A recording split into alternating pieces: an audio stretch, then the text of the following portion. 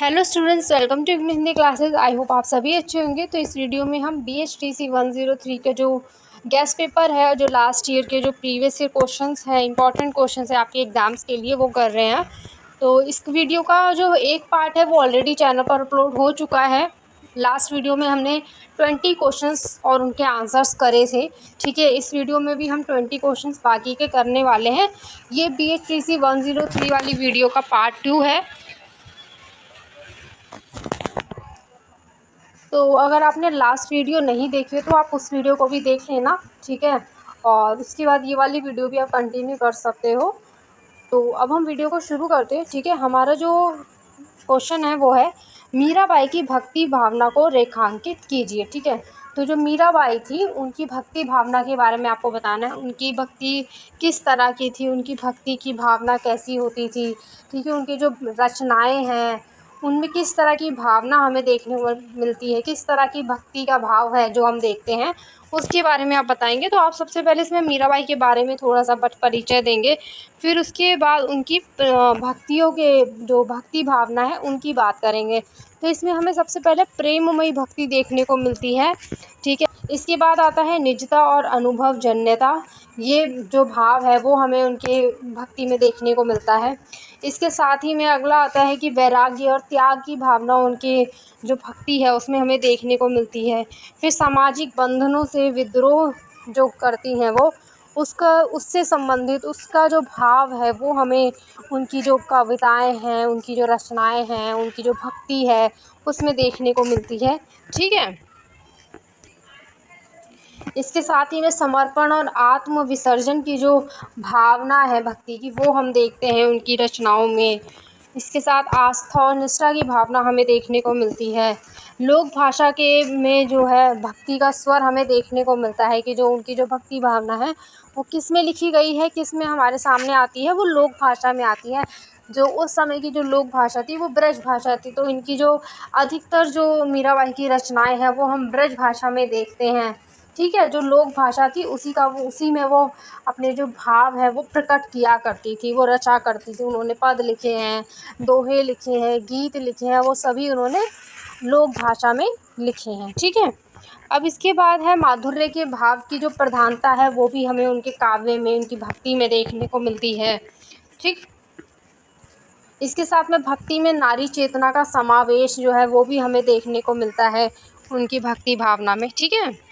Last में आप इसमें निष्कर्ष लिखिए, इसका जो आंसर है वो कंप्लीट कर देंगे अपना। इसके बाद हम बात करेंगे अगले क्वेश्चन की, वो है एक कवि के रूप में घनानंद का मूल्यांकन कीजिए, ठीक है। तो जो घनानंद है वो रीतिकाल के कवि रहे हैं। तो एक कवि के रूप में उनका मूल्यांकन करना है, उनके बारे में आपको बताना है, तो वो आप बताएंगे, ठीक है। थोड़ा सा आप बताएंगे, रीतिकाल के बारे में बताएंगे क्योंकि इनका जो संबंध है वो रीतिकाल से रहा है, क्योंकि रीतिकाल के कवि हैं। तो आप पहले रीतिकाल के बारे में थोड़ा सा बताएंगे, उसके बाद फिर आप घनानंद के जीवन परिचय, उनका जो काव्य व्यक्तित्व है उसकी बात करेंगे, ठीक है। इसके बाद प्रेम और विरह की करुणा अभिव्यक्ति जो है उनके काव्य में हमें देखने को मिलती है, उनकी रचनाओं में हमें देखने को मिलती है, तो उसके बारे में आप बताएंगे। इसके बाद काव्य की भावात्मकता और आत्म अभिव्यक्ति जो है वो हमें देखने को मिलती है, तो वो आप बताएंगे, उसके बारे में आप लिखेंगे। फिर उनकी भाषा और शैली की बात करेंगे कि वो किस भाषा में जो रचनाएं हैं, ठीक है, वो लिखा करते थे, उनकी शैली कौन सी होती थी, उसके बारे में आप बात करेंगे। फिर अलंकारों और चित्रात्मकता का प्रयोग उन्होंने किया है, तो उसके बारे में आप बताएंगे थोड़ा सा। इसके बाद विषय वस्तु की विविधता में एक रूपता हमें देखने को मिलती है, ठीक है, तो वो आप बताएंगे।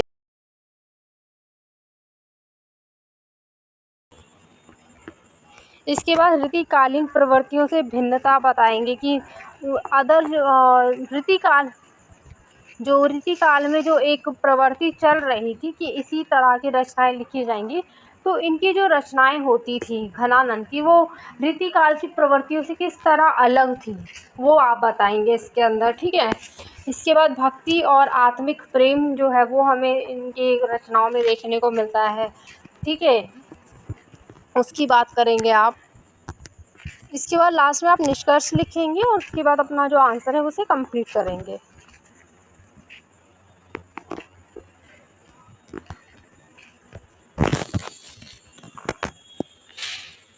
इसके बाद अगला क्वेश्चन है, घनानंद के काव्य के रूप पक्ष को उद्घाटित कीजिए। ठीक है, तो इसमें आप काव्य का जो रूप किस तरह का है उसके बारे में आप बताएंगे।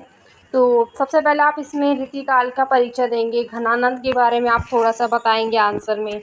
ठीक है, उसके बाद इसके काव्य के जो रूप पक्ष हैं उनकी बात करेंगे, जिसमें भाषा की विशेषता आ जाता है पहला तो। ठीक है, कि उनकी भाषा के बारे में आप बताएंगे, उनकी भाषा की क्या क्या विशेषताएं थी उनके बारे में आप बताएंगे। और साथ ही में अगर हो सके तो आप उदाहरण भी दे सकते हैं। इसके बाद छंद योजना और लयात्मकता जो है वो देखने को मिलती है उनके काव्य के रूप में हमें, तो उसके बारे में आप बताएंगे। उसके बाद अलंकार का जो प्रयोग है उन्होंने किस तरह से किया है, कौन कौन से अलंकार उनके प्रिय अलंकार रहे हैं, किनका वो अधिक ज़्यादा प्रयोग किया करते थे। ठीक है, तो वो आप बताएंगे। फिर प्रतीक और बिंब विधान की आप बात करेंगे कि उनके काव्य में प्रतीक और बिंब विधान भी जो है देखने को मिलते हैं, तो किस तरह के प्रतीकों का और बिंबों का उन्होंने प्रयोग किया है अपनी काव्य के अंदर। ठीक है, फिर शैली की जो विशेषताएं होती हैं वो बताएंगे कि कौन कौन सी शैलियों में के रूप हमें उनके काव्य में देखने को मिलते हैं, कि भाव प्रधान शैली होती है, कोई गंभीर और करुणा भरी शैली होती है, आत्मव्यंजक शैली का भी प्रयोग किया है उन्होंने। ठीक है, तो ये काफ़ी सारी शैलियों के रूप हैं जो उन्होंने प्रयोग किए हैं अपनी रचनाओं में। ठीक है, तो उसके बारे में आप बताएंगे। फिर संगीतात्मकता और काव्य संगीत की बात करेंगे, आप उनके बारे में बताएंगे। इसके बाद रीति परंपरा और नवीनता का समन्वय जो है वो हमें उनके काव्य में देखने को मिलता है, तो उसके बारे में आप बताएंगे थोड़ा सा। फिर काव्य की प्रांजलता और सहज प्रवाह जो है उसकी बात करेंगे आप, और लास्ट में आप निष्कर्ष लिख के इसका जो आंसर है वो कंप्लीट कर देंगे। ठीक है,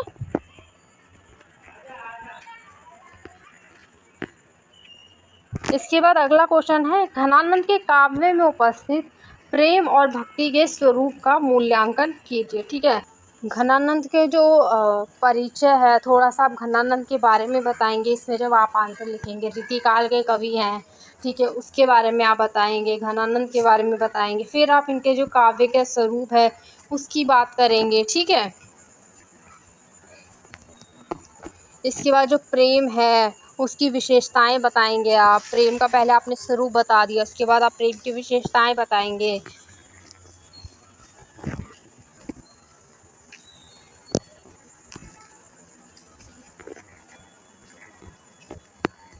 इसके बाद आप भक्ति का स्वरूप बताएंगे कि भक्ति का कैसा स्वरूप जो है हमें देखने को मिलता है उनके काव्य में, उनकी रचनाओं में। ठीक है, उसके बाद फिर आप भक्ति और प्रेम का संयोग जहाँ पर हमें देखने को मिलता है उसकी बात उसको बताएंगे। ठीक है, इसके बाद आप रीतिकाल के जो अन्य कवि थे, ठीक है, रीतिकाल में घनानंद के अलावा भी उनके समकालीन काफ़ी सारे कवि रहे हैं, उनके साथ के जो कवि रहे हैं, ठीक है, तो उन कवियों से घनानंद किस तरह से भिन्न थे। ठीक है, उनकी रचनाएं, उनके विषय वस्तु, वो सब अदर जो कवि थे उनसे किस तरह से अलग थे, वो बताएंगे। आपकी भिन्नता क्या थी अन्य कवियों से रीतिकाल के। ठीक है, तो वो आप बताएंगे। और इसके बाद प्रेम और भक्ति की भाषा और शैली की बात करेंगे। आपके प्रेम और भक्ति की भाषा वो किस तरह के प्रयोग करते थे, शैली कौन सी यूज़ करते थे। ठीक है, इसके बाद मानव प्रेम से ईश्वरीय प्रेम की यात्रा के बारे में आप बात करेंगे, जो उनके काव्य में हमें देखने को मिलता है। काव्य के जब हम उनकी रचनाएं पढ़ते हैं उसमें हमें जब देखने को मिलता है मानव प्रेम से ईश्वरीय जो प्रेम है उसकी यात्रा किस तरह से होती है उनके रचनाओं के माध्यम से, उसकी बात करेंगे आप। फिर करुणा और प्रेम भक्ति का संयोजन जो है वो हमें देखने को मिलता है उनकी रचनाओं में, तो उसके बारे में आप बताएंगे। और लास्ट में आप निष्कर्ष लिखेंगे और अपना जो ये आंसर है उसे कंप्लीट कर देंगे।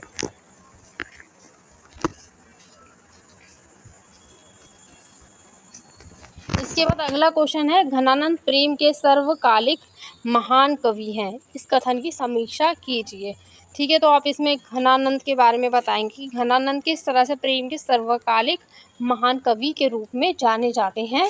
ठीक है, जो ये कथन है इसके बारे में आप बताएंगे, पूरा विस्तार से अच्छे से आप इनके इसके बारे में बताएंगे, उनके परिचय देंगे सबसे पहले आप, फिर उनके प्रेम से संबंधित जो काव्य उन्होंने लिखे हैं वो किस तरह से अन्य कवियों से अलग है, उनके प्रेम जो से संबंधित जो रचनाएं हैं, जो काव्य है उसकी क्या अलग विशेषता है, वो किस तरह अन्य कवियों से अलग है, उसके बारे में आप थोड़ा सा बताएंगे। इसमें पूरा अच्छे से इसके बारे में आप बात करेंगे। ठीक है, फिर उसमें आप भाषा और शैली की दृष्टि से भी उसका मूल्यांकन करेंगे, भाषा और शैली के बारे में भी आप बात करेंगे। ठीक है, अन्य जो प्रसिद्ध कवि थे उनके साथ तुलना भी करेंगे। ठीक है,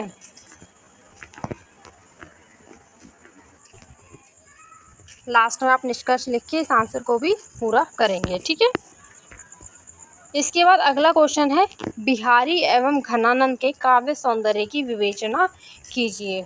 ठीक है, तो जो बिहारी और घनानंद है दोनों ही रीतिकाल के कवि हैं, तो इनके काव्य सौंदर्य की विवेचना करनी हमें, काव्य की मतलब हम कह सकते हैं कि विशेषताओं के बारे में आप बात करेंगे इसमें।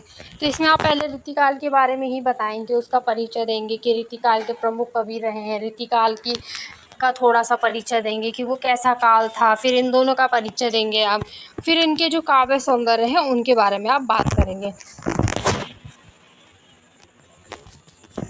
तो काव्य दृष्टिकोण और भाव भूमि के बारे में आप सबसे पहले इसमें बात करेंगे, उनकी काव्य का दृष्टिकोण और भाव भूमि किस तरह की है। ठीक है, इसके बाद इसमें आप भाषा और शैली के बारे में बात करेंगे, भाषा और शैली बताएंगे कि दोनों की भाषा और शैली किस तरह की रही है। फिर रस निष्पत्ति और अलंकार का प्रयोग किस किस तरह से उन्होंने किया है वो आप बताएंगे। ठीक है, इसके साथ में प्रेम की अभिव्यक्ति का अंतर आप बताएंगे कि प्रेम की जो अभिव्यक्ति की है वो किस तरह से दोनों में अंतर है, उसके बारे में आप बात करेंगे इसमें। और फिर इसके बाद आप भक्ति और अध्यात्म का समावेश बताएंगे कि भक्ति और अध्यात्म का किस तरह का समावेश इनके काव्य में हमें, इनकी रचनाओं में हमें देखने को मिलता है। इसके बाद सौंदर्य बोध की भिन्नता की बात करेंगे आप। फिर आता है काव्य परंपरा में स्थान, और लास्ट में आप निष्कर्ष लिख के अपना आंसर कंप्लीट करेंगे। ठीक है,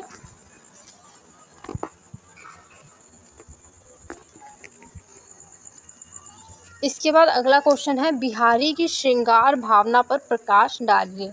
ठीक है, तो ये बिहारी के बारे में मैंने आपको बताया कि रीतिकाल के ही प्रमुख कवि रहे हैं। ठीक है, तो उनके बारे में आप बताएंगे, और इनके काव्य में श्रृंगारिक जो भावना है, श्रृंगार रस का जो प्रयोग है वो अधिक देखने को मिलता है। ठीक है, तो उसके बारे में ही आप बताएंगे, श्रृंगार भावना पर प्रकाश डालेंगे इसमें। ठीक है, तो इसमें भी आप थोड़ा सा इनके बारे में परिचय देंगे, बिहारी के बारे में, उनके युग के बारे में आप बताएंगे कि वो रीतिकाल के युग है, रीतिकाल के बारे में आप बताएंगे।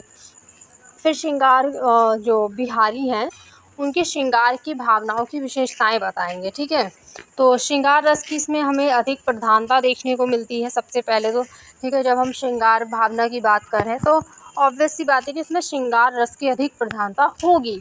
ठीक है, तो श्रृंगार रस की प्रधानता की बात करेंगे इसमें सबसे पहले आप। फिर माधुर्य और विनोद के बारे में आप बताएंगे, और उसके बाद नायिका के मनोविज्ञान का जो सूक्ष्मता है उसकी बात करेंगे आप इसमें। इनके काव्य में जो नायिका के मनोविज्ञान की सूक्ष्मता हमें देखने को मिलती है उसकी बात करेंगे।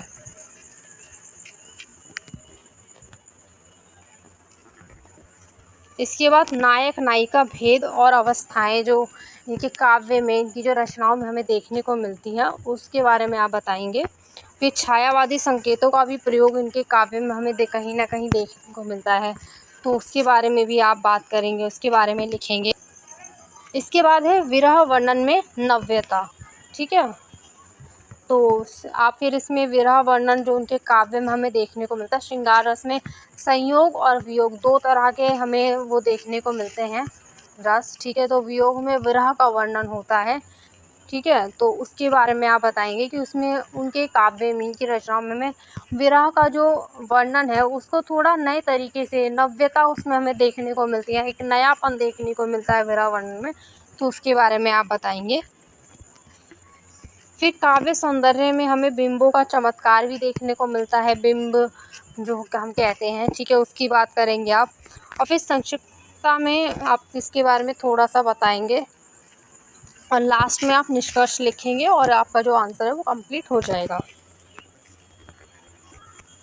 इसके बाद अगला क्वेश्चन है, रीतिकाल की पृष्ठभूमि पर विचार करते हुए बिहारी के काव्य सौंदर्य की चर्चा कीजिए। ठीक है, पहला वाला ये काव्य सौंदर्य के बारे में बताना है आपको, इसमें भी बिहारी के, लेकिन आप देख सकते हैं इसमें एक और क्वेश्चन ऐड कर दिया गया स्टार्टिंग में। ठीक है, इससे पहले वाले क्वेश्चन में हमें काव्य सौंदर्य बताना था बिहारी का, इसमें हमें पहले रीतिकाल की पृष्ठभूमि पर विचार करना है। पहले हम रीतिकाल की पृष्ठभूमि बताएंगे कि किस तरह की रही थी, फिर उसके बाद हम बिहारी के काव्य का सौंदर्य की चर्चा करेंगे, मतलब वही विशेषताओं के बारे में बताएंगे जिसको अभी हमने ऊपर देखा है। ठीक है, तो इसमें आप पहले सबसे पहले रीतिकाल के बारे में बताएंगे, उसका परिचय देंगे सबसे पहले, फिर उसकी पृष्ठभूमि के तैयार करेंगे, पृष्ठभूमि के बारे में बताएंगे कि वो किस तरह से रीतिकाल का जो युग है वो आता है। ठीक है, रीतिकाल से पहले का भक्ति काल रहा था, भक्ति काल आता है ना रीतिकाल से पहले, तो भक्ति काल के बारे में आप बताएंगे किस तरह से कुछ कुछ जो रचनाएं हैं वो हमें भक्ति काल में ही कहीं ना कहीं देखने को मिल जाती हैं रीतिकाल से संबंधित। ठीक है, तो भक्ति काल में ही करके ही अंतिम समय में काल में कहीं ना कहीं जो रीतिकाल का जो शुरुआत थी वो हो चुकी थी। ठीक है, तो वहीं से जो है इसकी पृष्ठभूमि तैयार होनी शुरू हो गई थी। तो ये सब आप इसके बारे में आप बताएंगे, इसमें लिखा हुआ है सब कुछ। ठीक है, फिर इसके बाद बिहारी के काव्य सौंदर्य की आप विशेषताएं बताएंगे, वो हम ऑलरेडी पीछे भी हमने पढ़ लिया है काव्य सौंदर्य के बारे में, तो इसमें हम ज़्यादा नहीं देखेंगे। पहला है संक्षिप्तता में व्यापकता, ठीक है। दूसरा है श्रृंगार रस की प्रौढ़ अभिव्यक्ति हमें देखने को मिलती है। फिर इसके बाद चित्रात्मकता और बिंब योजना हमें देखने को मिलता है। फिर नायिका भेद और मनोविज्ञान देखने को मिलता है। ठीक है, इसके बाद भाषा की सुगढ़ता और लय हमें देखने को मिलता है। फिर हम इसमें अलंकार प्रयोग की चतुरता की बात करते हैं। इसके बाद फिर हम बिहारी का रीतिकाल में क्या स्थान है उसकी बात करते हैं। ठीक है, और लास्ट में निष्कर्ष देके आप अपना आंसर इसको कंप्लीट कर देंगे।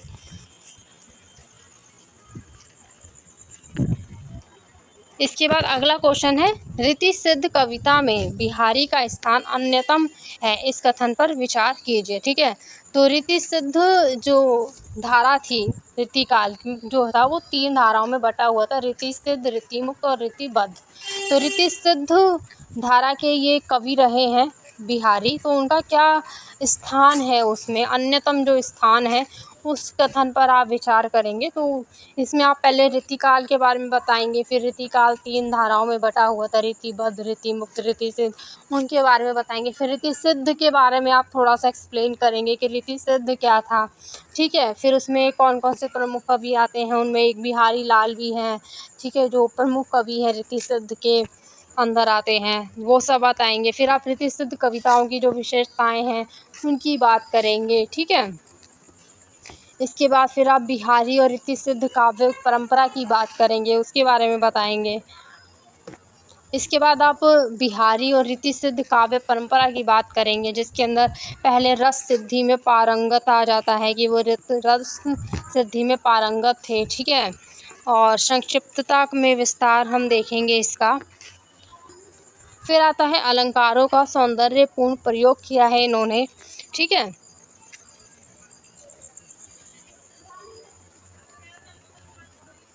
इसके बाद नायिका भेद और मनोविज्ञान की बात करते हैं हम इसमें।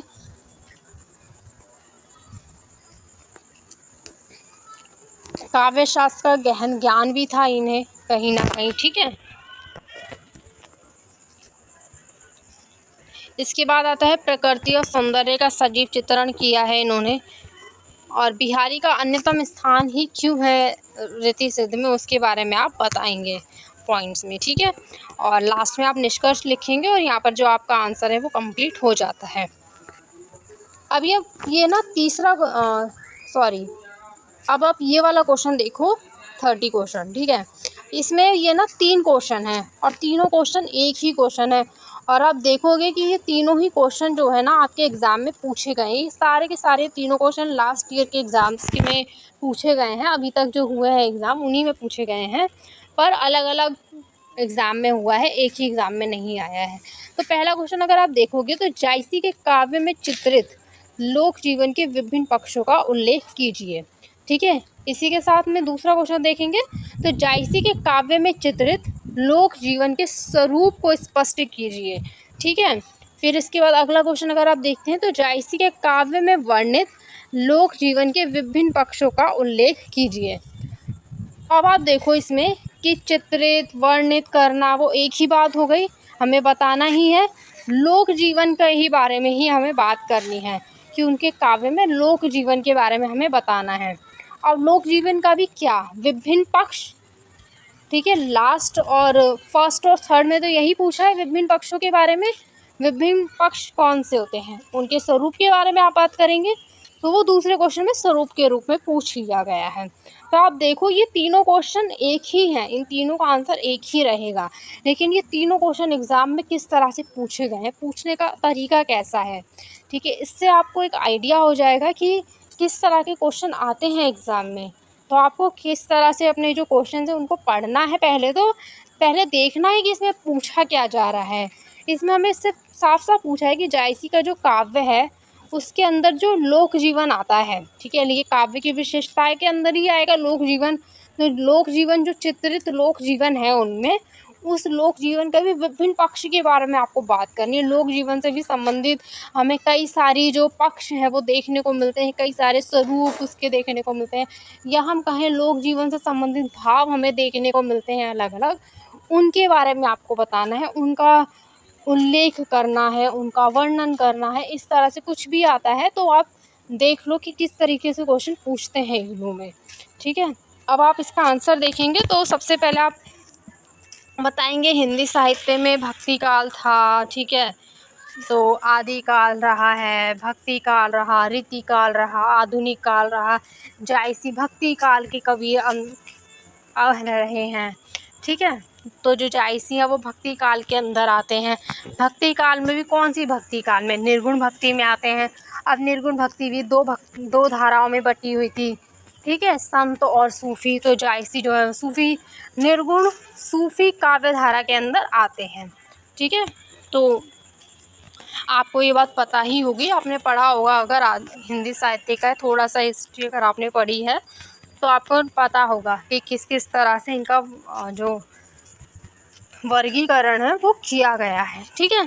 तो पहले आप उसके बारे में आप इसमें बताएंगे, फिर आप जायसी के बारे में थोड़ा सा बताएंगे, और उसके बाद हम इनका जो लोक जीवन में के जो स्वरूप है विभिन्न वो देखने को जो मिलते हैं उसके बारे में आप बात करेंगे, ठीक है। तो पहला आ जाता है ग्राम्य जीवन और कृषक समाज, लोक जीवन से संबंधित ये पहला जो पक्ष है वो हमें देखने को मिलता है। इसके बाद दूसरा आ जाता है स्त्री जीवन और उसकी भूमिका, ठीक है। तीसरा है धार्मिक सहिष्णुता और सांस्कृतिक समन्वय, ठीक है। इसके बाद है व्यापार, शिल्प और आर्थिक गतिविधियाँ। फिर आता है प्रकृति और पर्यावरण का चित्रण। इसके बाद आता है राजनीति और सैन्य जीवन का पक्ष। इसके बाद है साधु, सन्यासी और तांत्रिक परंपराएं, ठीक है। ये सारे क्या है, लोक जीवन के अंदर जो भाव है, जो स्वरूप है, लोक जीवन के जो विभिन्न पक्ष हैं उन्हीं की बात कर रहे हैं हम। जो लोक जीवन के अंदर हमें अलग अलग पक्ष जो है, स्वरूप जो है वो देखने को मिलते हैं, उसकी बात कर रहे हैं इसमें, ठीक है। इसके बाद हम बात करते हैं इसमें लोक भाषा और लोक मुहावरों, ठीक है। लास्ट में आप निष्कर्ष लिखेंगे और इस आंसर को अपना कंप्लीट करेंगे, ठीक है।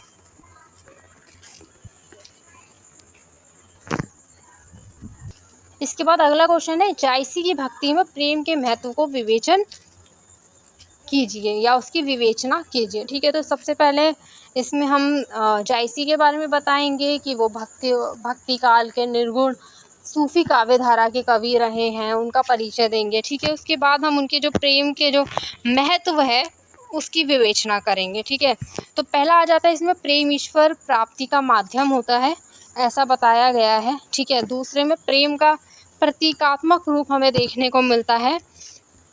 प्रेम में त्याग और तपस्या का सुर भी इनके जो रचनाओं में उसमें देखते हैं। ठीक है, इसके साथ में प्रेम और भक्ति का अंतर संबंध भी जो है वो हम देखने को मिलता है। प्रेम में आत्मविस्मृति जो है वो भी दिखाई देती है, इनके काव्य के द्वारा हम देखते हैं। ठीक है, फिर प्रेम और लोक चेतना जो है वो देखने को मिलती है। प्रेम और मृत्यु के पार की चेतना, इसकी बात करते हैं हम फिर। ठीक है, प्रेम और सूफी चिंतन की बात करते हैं, और लास्ट में आप इसमें निष्कर्ष लिखेंगे और फिर आपका ये आंसर जो है वो पूरा हो जाएगा। इसके बाद अगला क्वेश्चन है जायसी की भक्ति भावना पर विचार कीजिए। ठीक है, इसमें भी जायसी की भक्ति भावना पर विचार करना है। जायसी का परिचय देंगे आप थोड़ा सा, फिर उसके भक्ति का स्वरूप बताएंगे कि भक्ति का कैसा स्वरूप होता है। ठीक है, फिर पद्मावत में भक्ति का दर्शन हमें किस तरह का देखने को मिलता है। ठीक है, इनकी भक्ति भावना की हम बात करेंगे, तो भक्ति इनकी किस किस तरह की रही थी, कहाँ कहाँ पर हमें कैसी भक्ति जो है वो देखने को मिलती है, उसके बारे में हम बात कर रहे हैं इसमें। ठीक है, इसके बाद अगला आ जाता है भक्ति में प्रेम का स्थान। ठीक है, उसकी बात करेंगे आप, भक्ति में प्रेम का स्थान कैसा रहता है।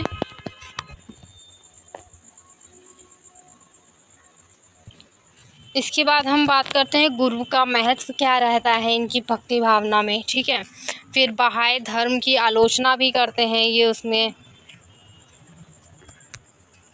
भक्ति और विरह की बात हम करते हैं इनके काव्य में, हम देखते हैं। ठीक है, भक्ति और विरह के हम देखते हैं इनके काव्य में। इसके साथ में फिर हम मृत्यु और भक्ति की चरम अवस्था की बात करते हैं ये, और लास्ट में हम फिर इसमें निष्कर्ष लिख के अपना आंसर जो है कंप्लीट करेंगे।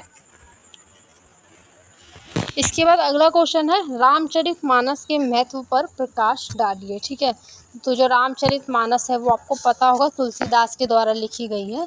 ठीक है, तो इसमें आप रामचरितमानस का क्या महत्व है उस पर प्रकाश डालेंगे, उसके बारे में बताएंगे। ठीक है, इसमें सबसे पहले हम धार्मिक महत्व की बात करते हैं, उसके बाद हम साहित्यिक महत्व की बात करते हैं। ठीक है, इसके बाद फिर हम भाषिक महत्व की बात करेंगे इसमें, फिर सामाजिक महत्व के बात करते हैं हम,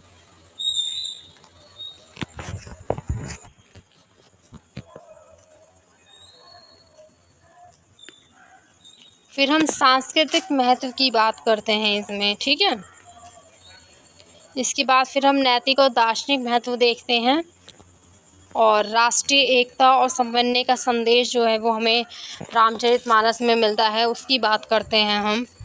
फिर स्त्री और पुरुष के आदर्श चरित्र की हम बात करते हैं रामचरितमानस में। ठीक है, और लास्ट में आप निष्कर्ष लिख के इस आंसर को भी इसी तरह से कंप्लीट करेंगे अपना।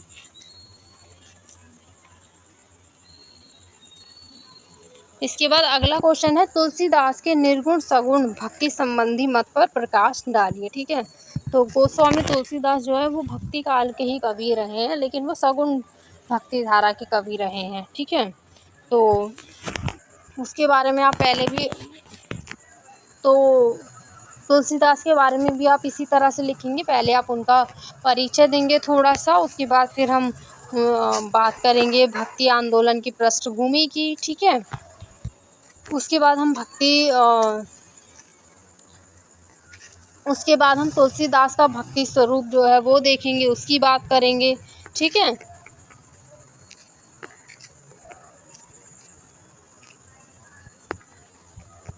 इसके बाद सगुण भक्ति की प्रधानता जो है वो उसकी बात करेंगे हम, फिर निर्गुण तत्वों की स्वीकृति भी जो है उसकी बात करते हैं हम इसमें।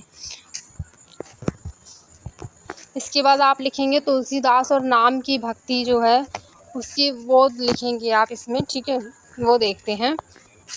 फिर निर्गुण सगुण समन्वय की भावना देखेंगे हम, और तुलसीदास और भक्ति का योग, इसकी बात करेंगे। फिर निष्कर्ष लिख के आप इस वाले आंसर को भी इसी तरह कंप्लीट करेंगे अपना।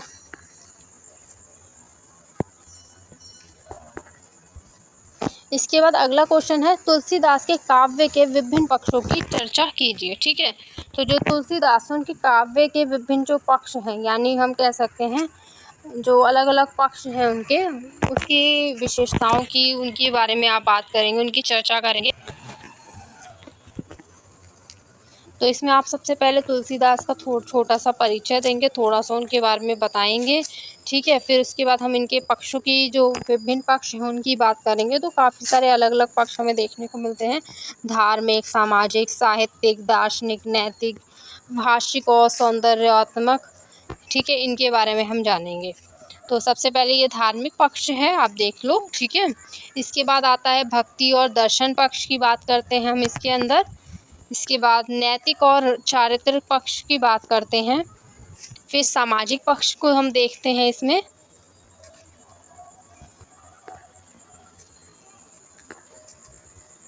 फिर हम राजनीतिक पक्ष जो है उसकी बात करते हैं, वो देखते हैं।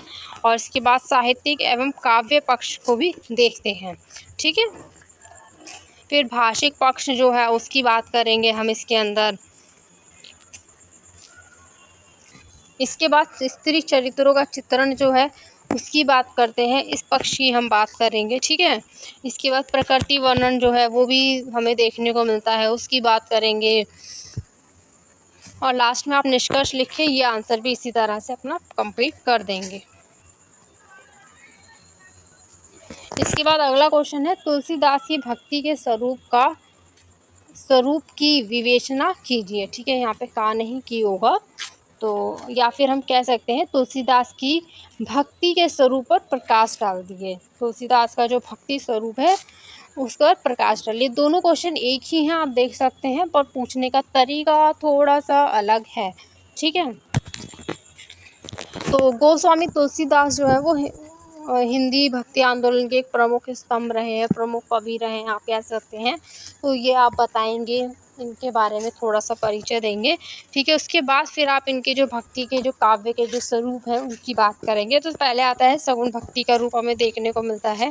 ठीक है, जिसके बाद दूसरा आता है जिसमें हम नाम स्मरण और नाम महिमा की बात करते हैं। ठीक है, फिर इसके बाद अगला आता है भक्ति और ज्ञान का समन्वय जो है वो हमें देखने को मिलता है। इसके बाद हम प्रेम में भक्ति की बात करते हैं। ठीक है,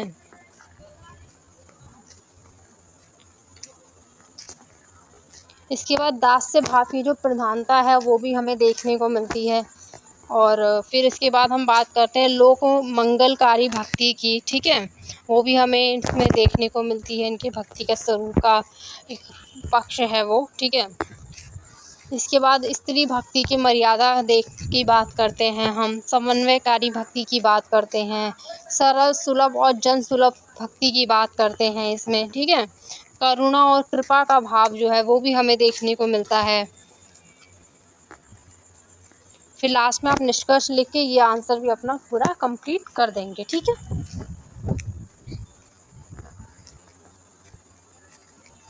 इसके बाद अगला क्वेश्चन है, रहीम का जीवन विरुद्धों के सामंजस्य का उदाहरण है, इस कथन को हमें सिद्ध करना है, इसके बारे में बताना है। तो रहीम जो थे उनके बारे में आप बात करेंगे। ठीक है, ये भी भक्ति काल के प्रमुख कवि रहे हैं। ठीक है, तो इनके बारे में आप थोड़ा सा परिचय देंगे, फिर कुछ पॉइंट्स के साथ आप इनके बारे में पूरा इस कथन को अच्छे से बताएंगे। ठीक है, पहले आ जाते हैं मुस्लिम होते हुए भी वो क्या थे, कृष्ण भक्त थे। ठीक है, इसके बाद उन्होंने वीर रस के कवि थे वो, और करुणा का जो गान है उन्होंने किया है। ठीक है, इसके अलावा धर्मों का समन्वय हमें देखने को मिलता है उनके काव्य के अंदर, ठीक है। पारिवारिक पीड़ा और आत्म संयम जो है वो हम देखते हैं। इसके साथ में लोक भाषा में नीति और दर्शन हमें दिखाई देता है। इसके बाद साहित्य और सत्ता का सामंजस्य हम उनके काव्य में देखते हैं। मुस्लिम कवि द्वारा राम भक्ति और नीति वचन जो है वो हमें दिखाई देता है उनके काव्य के अंदर, ठीक है। इसके लास्ट में आप निष्कर्ष लिख के इस आंसर को भी इसी तरह से कंप्लीट कर देंगे। इसके बाद अगला क्वेश्चन है, रहीम के भाव और कला पक्ष का मूल्यांकन कीजिए, ठीक है। तो जो रहीम है उनके भाव और कला पक्ष दोनों का मूल्यांकन करना है आपको। उनके काव्य के, उनका जो काव्य होता है, जो उनकी रचनाएं होती है, उनमें भाव पक्ष क्या था और कला पक्ष दोनों के बारे में बताना है। मतलब काव्य की विशेषताएं भी बतानी है, फिर उनकी जो शैलीगत विशेषताएं होती है जिसमें भाषा, छंद, अलंकार आ जाता है, उन सब के बारे में आप बात करेंगे, ठीक है। तो सबसे पहले आप इसमें रहीम के बारे में थोड़ा सा बताएंगे, उनका परिचय देंगे, ठीक है। उसके बाद फिर हम रहीम का जो भाव पक्ष है, उनके जो काव्य का भाव पक्ष है उसकी बात करते हैं। तो पहले आता है इसमें नीति और व्यवहार की भावना हमें देखने को मिलती है, ठीक है। इसके बाद अगला आता है प्रेम और करुणा की भावना हमें देखने को मिलती है। फिर तीसरा है भक्ति भावना जो हमें दिखाई देता है उनके काव्य का भाव जो है ये, ठीक है। फिर अगला भाव है दार्शनिकता और वैराग्य। इसके बाद फिर हम रहीम के जो कला पक्ष है अगर उसकी बात करें तो उसमें हम देखते हैं कि भाषा की सरलता और सरसता जो है वो हमें दिखाई देती है। इसके साथ ही में छंद और शैली की विशेषता की हम बात करते हैं उनके कला पक्ष के अंदर। प्रतीक और रूपकों का जो प्रयोग उन्होंने किया है उसकी बात करते हैं हम।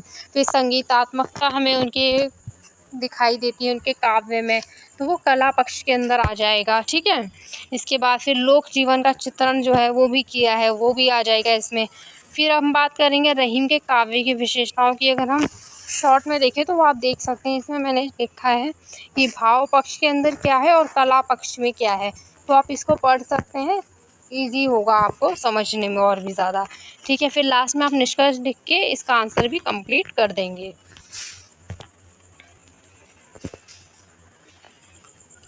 इसके बाद अगला क्वेश्चन है रहीम के रचना संसार पर प्रकाश डालिए, ठीक है। तो इसमें आपको पूरा ही एक आंसर इनके बारे में, पूरा ही इनका परिचय देना होगा कि रहीम के बारे में आप सबसे पहले बताएंगे भक्ति काल के कवि रहे हैं वो बताएंगे। कृष्ण भक्त रहे हैं, मुस्लिम थे, उसके बाद उन्होंने कृष्ण भक्ति की संबंधित जो रचनाएं लिखी हैं वो कृष्ण भक्त थे, ठीक है। ये सब आप बताएंगे, उनका परिचय देंगे। फिर आप उनकी रचनाओं के बारे में बताएंगे कि उन्होंने कौन सी किस तरह की रचनाएं लिखी, उनकी रचनाओं का भाव कैसा था, फिर उनके काव्य की जो रचनाएं थी उनकी विशेषताएं कौन कौन सी थी, ये सब आप इसके अंदर बताएंगे, ठीक है। तो आप ये आंसर आप देख सकते हैं। फिर आप इसमें रहीम की जो रचनाएं हैं उसकी बात करते हैं कि रहीम ने दोहे लिखे हैं, वो बता सकते हैं, अगर आपको याद है तो आप लिख भी सकते हैं, ठीक है। फिर भक्ति काव्य हमें देखने को मिलता है। फिर रहीम सत्सई जो है वो हम देखते हैं। फिर फ़ारसी रचनाएं भी उन्होंने की हैं, ठीक है, वो आप बता सकते हैं। फिर संस्कृत और विज्ञान संबंधी कार्य भी उन्होंने कई किए, उसके बारे में बताएंगे। फिर रचना की प्रमुख विशेषताओं की बात करेंगे आप, ठीक है। फिर तुलसी और रहीम का साहित्यिक संवाद अगर हम देखें, तुलसी और रहीम के बारे में आप एक साथ बता सकते हैं, ठीक है। दोनों एक ही समकालीन कवि रहे हैं, एक ही समय के कवि रहे हैं दोनों। फिर आज के परिप्रेक्ष्य में रहीम की प्रासंगिकता की हम बात कर सकते हैं, ठीक है। और लास्ट में आप निष्कर्ष लिख के इसका आंसर भी जो है वो पूरा कर देंगे।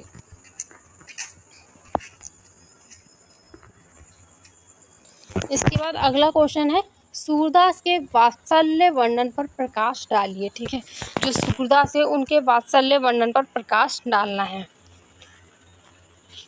सूरदास आपको पता है कि ये भक्ति काल के ही कवि रहे हैं, कृष्ण भक्त रहे हैं, तो इनके काव्य में हमें वात्सल्य जो है वो देखने को मिलता है। वात्सल्य प्रेम वो होता है, वात्सल्य रस होता है, तो जिसमें हमें एक माँ और पुत्र जो होते हैं ना, उनका जहाँ पर प्रेम दिखाया जाता है, एक माँ और पुत्री का जहाँ पर प्रेम दिखाया जाए, उसमें ना वो जो होता है वो वात्सल्य रस हमें वहाँ पर दिखाई देता है। जैसे जो सूरदास थे वो जो जब कृष्ण के बारे में माँ यशोदा और श्री कृष्ण का जहाँ पर वर्णन करते थे, उनके प्रेम का वर्णन करते थे, तो वहाँ पर हमें वात्सल्य रस की जो प्रधानता है वो देखने को मिलती थी। तो आप वही सब जो है इसके अंदर बताएंगे, सूरदास का परिचय देंगे, फिर वात्सल्य रस की अवधारणा और सूरदास का क्या योगदान रहा वो बताएंगे। ठीक है। बाल कृष्ण और यशोदा के प्रेम का मार्मिक चित्रण जो है वो हमें देखने को मिलता है, उसकी बात करेंगे। फिर इसमें बाल रूप की नटखट शरारतों का चित्रण इन्होंने किस तरह से किया है, वहाँ पर भी हमें जो है वात्सल्य रस जहाँ पर हमें देखने को मिलता है, उन सभी जो भाव हैं, जो विषय हैं, उन सब के भी इसमें हम बताएंगे। फिर इनकी सरल भाषा और सहज भाव प्रकटता हमें देखने को मिलती है। ठीक है। इनके काव्य में भाव अनुभूति की गहराई भी हम देखते हैं। इसके साथ में हम बात करें अगर, तो ममता और करुणा का अनुपम संगम हमें देखने को मिलता है। ठीक है। सामाजिक और आध्यात्मिक आयाम भी है जो हमें देखने को मिलता है। फिर श्रृंगार रस और वात्सल्य रस का संगम जो है वो भी हमें दिखाई देता है।